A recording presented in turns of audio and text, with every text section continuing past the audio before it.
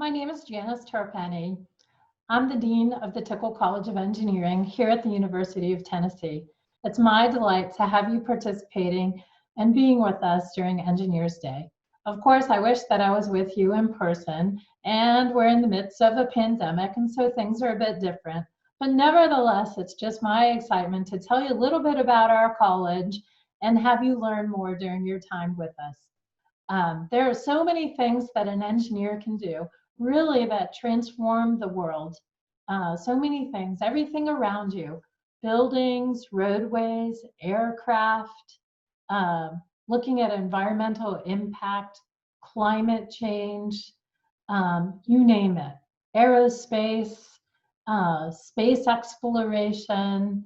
There are just so many things, healthcare, curing diseases. We look at the data, the analytics, the predictive modeling, solving complex problems that revolve around bringing different disciplines together. These are a lot of the wonderful things that go on here at the university and in our college all of the time. We like to collaborate within our college, but well beyond. As you can see, there's an artist rendition of a building that is well under construction that is set to open next August. And it's my delight in that it's expanding the spaces that we have available for you to have hands-on designed build projects actually throughout your time with us here at the university. It's really exciting times. Our student body has actually nearly doubled in the last 15 years for undergraduates, and for graduate students increased significantly as well. Many of the researchers amongst our faculty love to work with undergraduates and provide you with experiences outside of the classroom if you're interested in that too. It's one of my missions, having spent some time in industry myself, as well as certainly at a variety of universities, and now here at the University of Tennessee, is evermore we are going to be working closely with industry and community partners. We are a land grant institution, which really means that we serve the state and the nation as a whole in bringing wonderful things to life and affecting change in the world. So again, welcome to this special day. Learn about engineering, learn about what the University of Tennessee and the Tickle College of Engineering could provide for you as you explore your options into the future. I look forward to welcoming you here. So have a good day. Thank you for spending time with us. Bye. Good morning, everyone. I'm excited to welcome you to the 108th Annual Engineers Day at the University of Tennessee. My name is Zaki Hussein, and I am the Engineers Day Chair for Tau Beta Pi, the Engineering Honor Society, whose national headquarters are located here at UT. I would like to thank Dr. Janice Tarpenny, Dean of the Tickle College of Engineering, for her opening remarks. Today, we will be hearing from Mr. Joel Seligstein, our keynote speaker for this morning. I would also like to thank the judges that have generously donated their time and expertise to judge our student exhibit competition today. Their backgrounds include civil, electrical, mechanical, and nuclear engineering, as well as business and consulting. They represent a variety of local and national companies. Many are University of Tennessee alumni. We are also excited to welcome several members of the Tickle College of Engineering's Board of Advisors as judges today, too. As I previously mentioned, this is the 108th year that Tau Beta Pi has hosted this event at the University of Tennessee, Knoxville. We have over 1,800 high school students registered from across the state of Tennessee and beyond. Our competitions this year include the returning Bridge Design, Quiz Bowl, Rocky Top Stand, and Radiation Shielding competitions. I am also excited to announce that we will have 3 new competitions: the Rube Goldberg Machine Design Competition, the Marshmallow Challenge, and the Nuclear Word Vacuum Competition. In addition to these competitions, we have over 30 exhibits held by our engineering student organizations and various engineering departments to show you some of the awesome things happening in our college. There are also tours being held that will allow you to see and learn more about the Tickle College of Engineering at the University of Tennessee.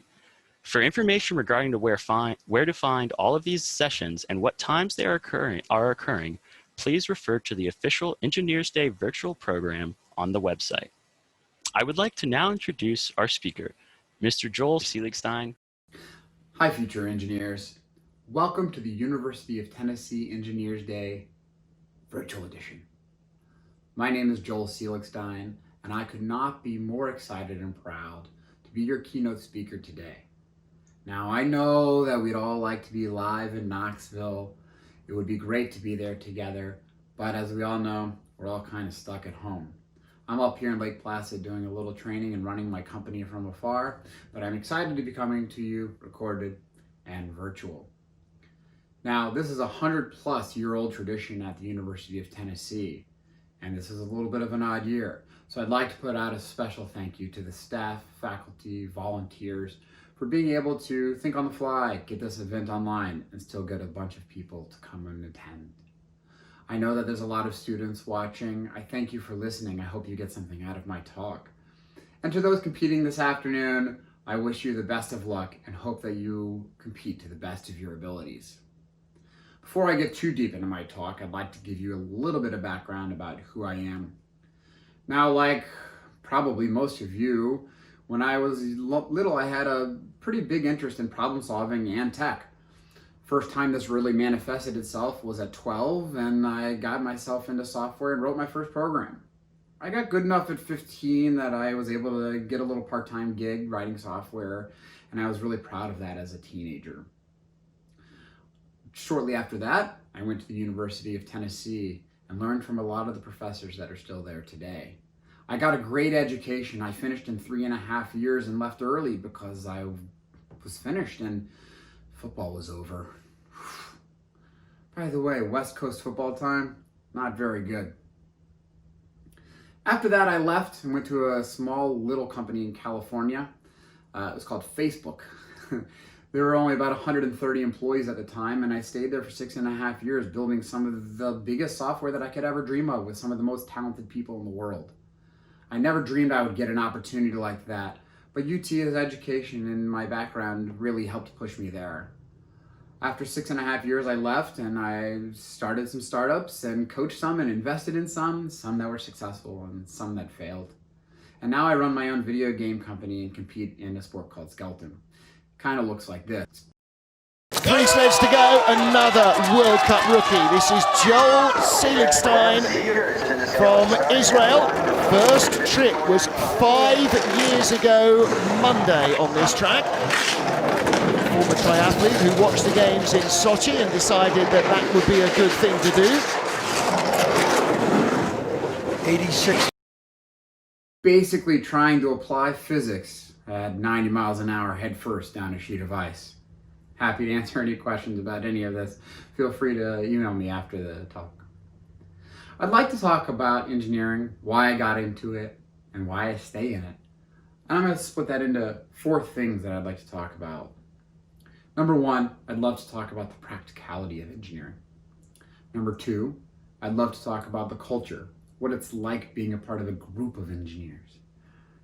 3, the self-gratification of knowing that you built something.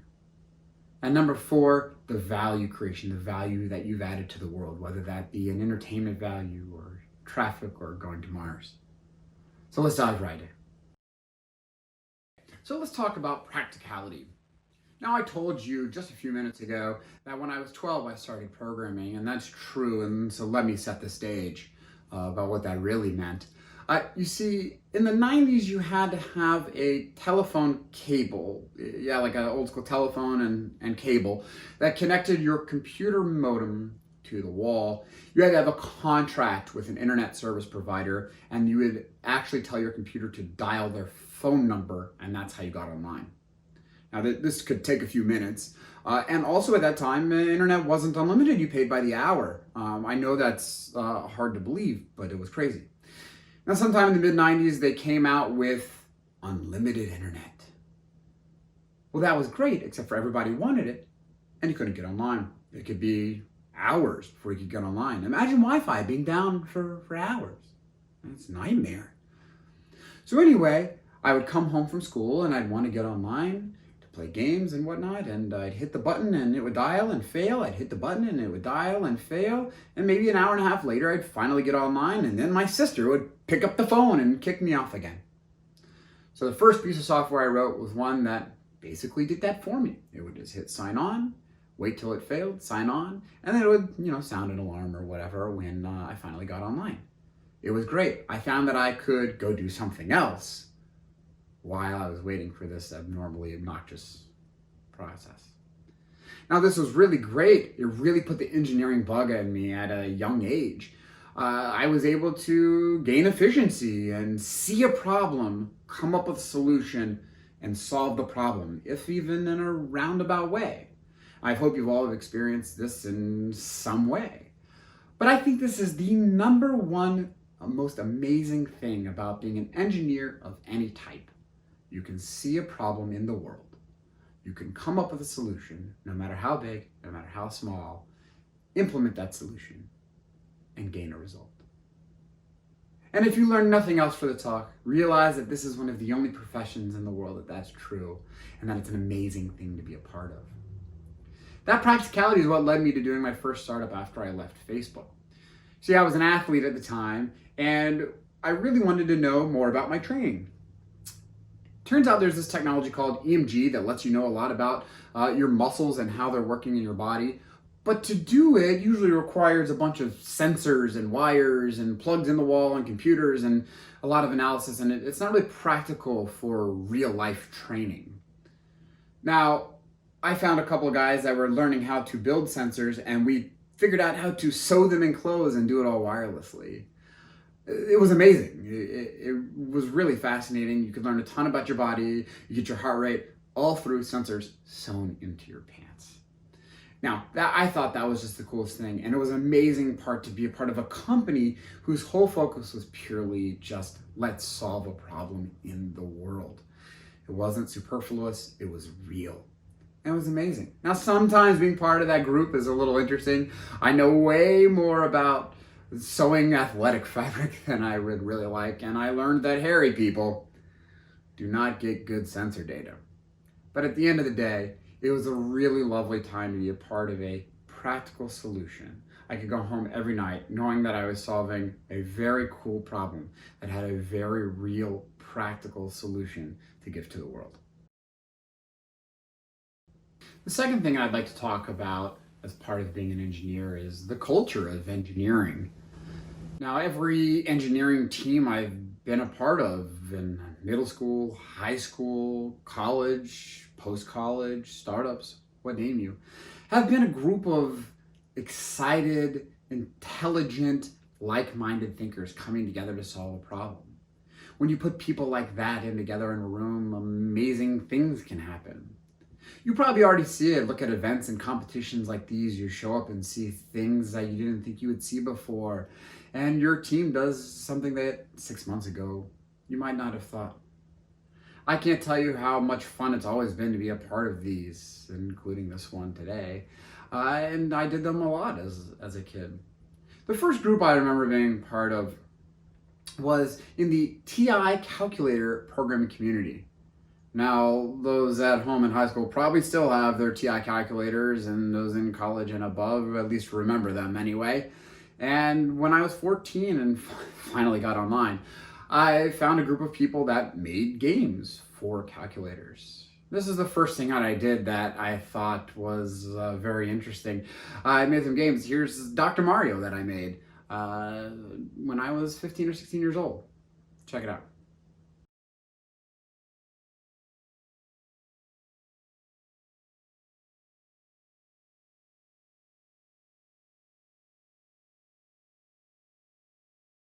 Now, this wasn't the apex of software engineering, but when you're 15 and you write some assembly code and had to solder your own cables and hack the ROM a little bit to get the games on there, and then you show your friends what you made, you're pretty proud of yourself. And I was part of this group that we did this together all night, every night for a long period of time, continuing to burn the midnight oil to see how far we could push each other. It was amazing. I never lost that sense of camaraderie. I did this in high school, I did this in college, and even after college. Check it out, here's Facebook. Here's me rewriting newsfeed right before it went out. That's Mark Zuckerberg on the left, and a bunch of other talented people, and then me on the right. And after that, we went and played a little rock band. I wasn't very good, so I'm the guy standing in the striped shirt in the back, and there's Mark Zuckerberg singing, wearing a tie at 3 a.m. for some reason that nobody knows. We were all part of this group that continually pushed each other and stayed up, and the culture around this in engineering is like no other industry I've ever seen. I hope that you've all felt this already, and I hope that you feel it during your competitions and whatever today. Okay, number 3, self-gratification. Now, I told you I was just making calculator games, and one of the earliest things that happened to me when I was 15, I won a programming contest for TI that included a trip to Seattle to go to a conference. This was my first big trip as a young kid, and I went by myself, and along the way, I saw another kid playing one of my calculator games in the airport. Now, I didn't really feel like I needed to run up and be like, hey, I made that. It was a bit of an aha moment for me that while these two kids were throwing shade about high scores, I was the one that helped create that experience. And I've spent my entire career trying to recreate that feeling of, hey, I did something that added some value or made somebody smile or have a good time. And this comes in all sorts of fashions. When I was 25 at Facebook, I was given the keys to a $100 million infrastructure to build the new Facebook Messages platform from scratch. We had about 30 engineers, and we took about 9 months to build the world's largest messaging system, and I was the lead in charge, which is a massive amount of stress and responsibility. We migrated many petabytes of data between the old system and the new system. We built this new system from scratch to handle 1 billion users worth of messages, and then one day we just got to turn it on. And for weeks after that, it was this euphoria feeling of just, I built that. Now, to the users, they didn't know any difference. It was just the old system to the new one. But whether you are turning on a nuclear reactor for the first time, or whether cars are driving across your bridge for the first time, or you see your first piece of production coming off that hardware assembly line, you'll feel the same way. It's another thing that I feel is incredibly unique to engineering. We get to see our things go out in the world and feel immense pride about, well, we created that from scratch. Well, the last but certainly not least thing I would like to talk about is the value creation that we as engineers bring to the world. Now, while most professions bring value, the diversity that we're able to do is just incredible, whether it's microprocessors and circuitry, to large-scale infrastructure, to just pure entertainment. Engineers of all types can often choose what value they'd like to add to the world, and other professions are usually kind of stuck in one direction. I've been able to add value in many ways. One of the things that I found most interesting was being on the inside at Facebook, as we watched our platform help topple oppressive governments, as we've seen terrorist networks be taken down, and as people wrote us thank you notes or just helping them stay in touch by sharing family and baby photos. One of the reasons I left Facebook was when I felt like the public stopped kind of seeing it as a tool for value creation and instead accused it of everything under the sun. After my sports startup that I was telling you about, I've decided to kind of get back to my roots in video games, and that's what I do now. So I have a team of 5 people, and we make mobile games, and we just love to make people smile. Here are our latest 2 games. This one is a game of Jenga mixed with crossword puzzles where you try to build the tallest tower you can without letting it fall over. The physics on this was quite fun. The other is a multiplayer minigame game called Castaway Party. It's a bit like Mario Party for mobile. This one's not quite out yet, but you'll have to check it out. The networking on multiplayer was quite a challenge and quite fun. But that's what I do now. I love making games. I love seeing people play them and smile and, yes, throw some shade at their friends. and it's one of my favorite things about being an engineer. So those are the 4 reasons that I really love being an engineer and being a part of the engineering community, and why I think that you should continue your pursuit of engineering and an engineering degree. That's because of the practicality of the problems that you work on. These are problems that really need solving and kind of show themselves naturally. To the culture, the people that you're going to spend your time with, how you push each other. These are the people that you're going to spend the rest of your life with. 3, the self-gratification, how you feel when you accomplish something bigger than you ever imagined. And number 4, the value that we as all engineers add to the world in our different ways. But I thought that I would at least close out with a few pieces of advice. First, please recognize that engineering is incredibly special. There are very few professions in the world that you can go to work, solve amazing problems, have fun doing it, and then you can leave and go home and do your own side projects and get all those feelings again. Most professions can't take their work like that or their talents like that and continue doing things that make them happy whenever they'd like. 2 is focus on results.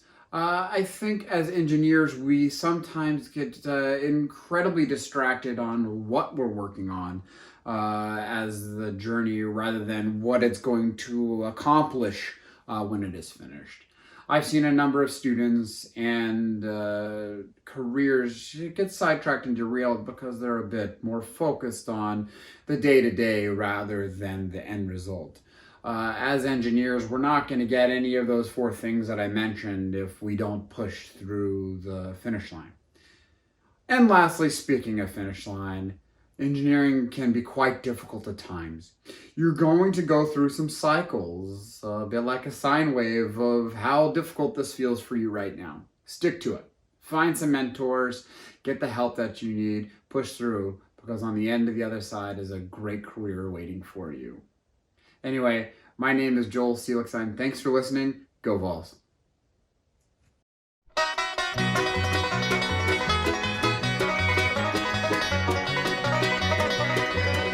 Thank you, Mr. Seligstein. We greatly appreciate your participation and your fantastic speech.